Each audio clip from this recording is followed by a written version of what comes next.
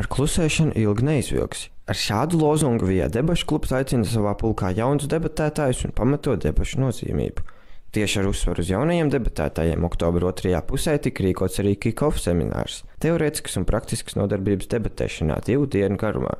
Kā atzīst debašu kluba dibinātājs, jau Vijā politoloģijas studiju programmas absolvents Ēriks Sajausks, kurš bijis viens no semināra iniciatoriem, abas dienas pavadītas veiksmīgi un liederīgi.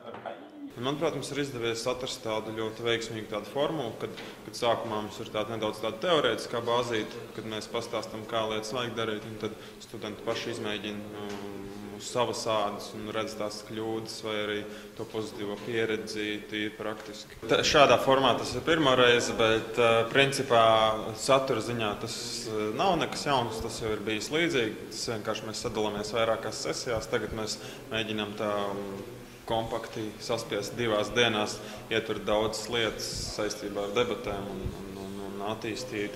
Semināra apmeklētāju skaits bija ievērojams un interesi izrāda daudz jaunie studenti, liekot cerēt uz veiksmīgu debašu tradīciju turpināšanos arī nākotnē.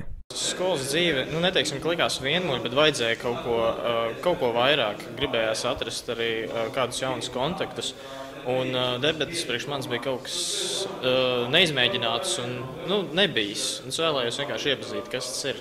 Seminārs palīdz vairāk aptvert, kas ir debate, kas ir tieši Britu parlamentārās debates šajā gadījumā.